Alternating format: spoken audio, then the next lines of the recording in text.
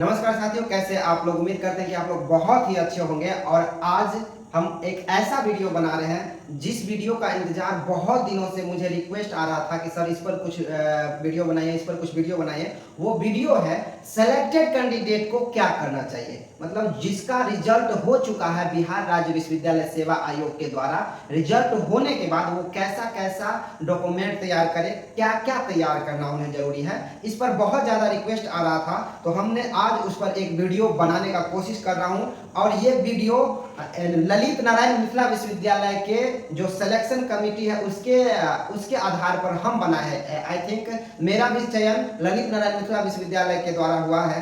तो वहां पर काउंसलिंग हुई थी, उस काउंसलिंग में क्या क्या डॉक्यूमेंट लगे हैं इस पर हम लोग आज चर्चा करेंगे। लेकिन ललित नारायण मिथिला विश्वविद्यालय में काउंसलिंग के समय जितना भी डॉक्यूमेंट लगा था, आई थिंक सभी विश्वविद्यालय, सभी यूनिवर्सिटीज यही डॉक्यूमेंट डिमांड करती होगी। आज आइए देखते हैं, इस पर एक नजर डालते हैं। सबसे पहले जो आपके ईमेल पर आपका जब रिजल्ट हो जाता है, रिजल्ट होने के बाद आपका यूनिवर्सिटी चयन होता है। यूनिवर्सिटी चयन होने के बाद बिहार राज्य विश्वविद्यालय सेवा आयोग से फिर शिक्षा विभाग फाइल जाते हैं, शिक्षा विभाग से सभी यूनिवर्सिटीज को भेज दी जाती है। यूनिवर्सिटी अपने आधार पर कैंडिडेट का काउंसलिंग करके चयन करता है, उसे पोस्टिंग देती है। तो ये उस पोस्टिंग में, उस काउंसलिंग में क्या क्या लगाना जरूरी है, सभी विश्वविद्यालय अपना अपना एक फॉर्मेट तैयार कर लिया है जो फॉर्मेट को भरना होता है। ये फॉर्मेट भरना, इसलिए मैंने लिख दिया है details of new appointment as assistant professor under Lalit Narayan Mithila Vishwavidyalaya हो सकता है, दूसरा बीआरबीयू हो सकता है, तीसरा पटना यूनिवर्सिटी हो सकता है, चौथा कुछ भी हो सकता है। ठीक है, जैसे बिहार राज्य विश्वविद्यालय में पूरे बिहार में जितना भी यूनिवर्सिटी है उसका नाम यहाँ हो सकता है। तो इस तरह का फॉर्मेट आपको देखने को मिलेगा जिसमें total document of details, total जितना भी आप आप 10th से लेकर के और 10th 12th graduation, post graduation, उसके बाद पीएचडी, एमफिल, नेट, सेट, वेट, जो कुछ भी डॉक्यूमेंट है सभी डॉक्यूमेंट को इस ऊपर वाले फॉर्मेट में आपको भर देना होता है। ये तो एक हो गया।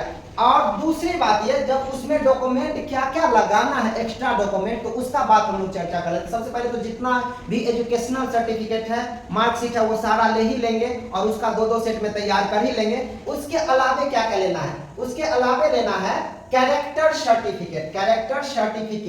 कैरेक्टर सर्टिफिकेट बहुत ही मायने रखता है। किनके द्वारा इशूड होना चाहिए? सुप्रिंटेंडेंट ऑफ पुलिस के द्वारा, एसपी के द्वारा ये कैरेक्टर सर्टिफिकेट आपके पास होना चाहिए। तो जितने भी कैंडिडेट, सिलेक्टेड कैंडिडेट है जिनका रिजल्ट हो चुका है, तो उनसे आग्रह है कि सबसे पहला काम वो करे कि ऑनलाइन होता है, ऑनलाइन आप कैरेक्टर सर्टिफिकेट अप्लाई कर दे। दूसरा देखते हैं employed certificate, NOC and CCR. ये सीसीआर और एनओसी कहाँ होता है? जो जॉब में होते हैं लोग, जैसे अभी कोई टीचर में होंगे, कोई कहीं जॉब में होंगे, उनके लिए ये लागू है। जो जॉब में नहीं है उनके लिए ये लागू नहीं है। तो जो जॉब में है उनके लिए एनओसी का जरूरत होगा, जो जहां जॉब करते हैं वर्किंग पैलेस, वहां से आप लेकर के और सीसीआर लेकर के आप यूनिवर्सिटीज को दे सकते हैं। तीसरा देख लेते हैं, तीसरा है certificate of date of birth. Date of birth, जैसे कि बिहार राज्य विश्वविद्यालय सेवा आयोग में डेट ऑफ बर्थ का जो मूल चीज रखा गया वो 10th का सर्टिफिकेट।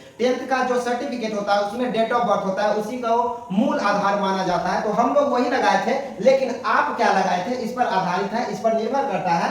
तो आप डेट ऑफ बर्थ के लिए सर्टिफिकेट जो लगाए थे वो ले लेंगे। चौथा है कास्ट सर्टिफिकेट। अगर आप कास्ट के आधार पर आए हैं, कैटेगरीज में आए, तो वो आपके पास रहना जरूरी है। डोमिसाइल सर्टिफिकेट भी आपके पास रहना जरूरी है। Non creamy layer certificate, non creamy layer certificate कैसे कैंडिडेट के लिए? जो कैंडिडेट बीसी हो, ईबीसी हो, वैसे कैंडिडेट के लिए, बीसी और ईबीसी वैसे कैंडिडेट के लिए नॉन क्रीमी लेयर सर्टिफिकेट का भी आवश्यकता पड़ेगा काउंसलिंग के टाइम, यूनिवर्सिटीज काउंसलिंग के टाइम। सातवां देख लेते हैं आईडी प्रूफ में क्या क्या हो सकता है? आधार कार्ड हो सकता है, पैन कार्ड हो सकता है, और आधार कार्ड, पैन कार्ड और रेसिडेंशियल आवासीय भी हो सकता है। तो ये तीन चीज मान्य है। राशन कार्ड भी हो सकता है, तो ये भी हो गया। अब देख लेते हैं 9वां, उसके बाद देख लेते हैं 7वें के बाद 8वां है अगर आप दिव्यांग है तो दिव्यांग का सर्टिफिकेट भी आप लगा लेंगे, यह दिव्यांगता का। उसके बाद देख लेते हैं 9 नंबर में है ओरिजिनल सर्टिफिकेट फॉर इंटरव्यू। जो आपके पास इंटरव्यू के लिए कॉल लेटर आया था वही ओरिजिनल वाला वहां पर मांगेगा। ओरिजिनल वाले या फोटो कॉपी दोनों तो आजकल सेम ही होता है, वहां से जो डाउनलोड करे या ईमेल पर आपके द्वारा आता है तो वो दोनों सेम ही होता है, तो वो चीज आपको वहां पर चाहिए होता है। तो ओरिजिनल कॉल लेटर जो इंटरव्यू के लिए आपको बुलाया था। 10 नंबर में कहता है कि फ्रीडम फाइटर, अगर आप फ्रीडम फाइटर के से आपका चयन हुआ है तो फ्रीडम फाइटर का भी सर्टिफिकेट आपके पास रहना जरूरी है।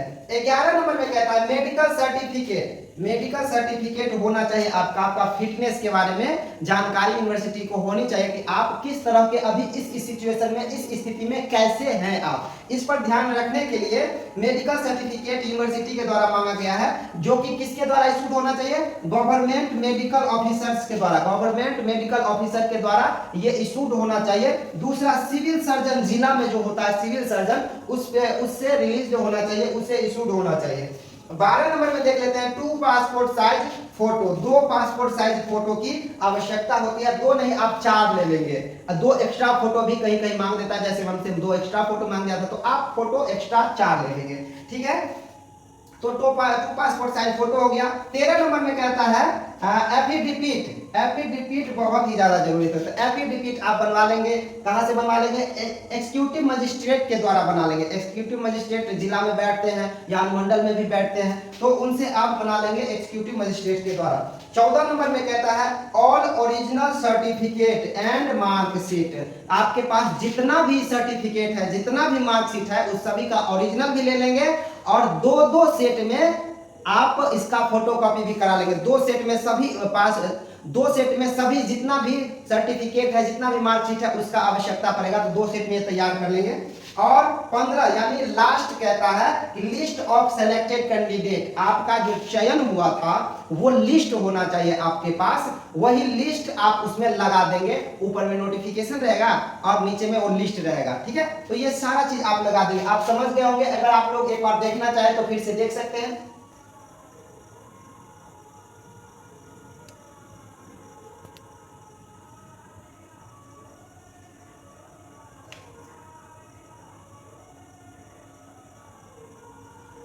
तो आई थिंक समझ गए होंगे आप लोग, जितने भी चयनित अभ्यर्थी हैं उनके लिए ये वीडियो बहुत ही महत्वपूर्ण है, क्योंकि बहुत सारे कैंडिडेट का कॉल आ रहा था कि क्या क्या लगाना है, क्या कैसे अप्लाई करना है। तो यही सीक्वेंस में आप तैयार कर लेंगे। सबसे पहले ऊपर में जो फॉर्मेट आपको भेजा जाएगा यूनिवर्सिटी की तरफ से, वो फॉर्मेट का निकलवा करके ऊपर से उस फॉर्मेट को भर लेंगे, सारा डिटेल्स भर लेंगे।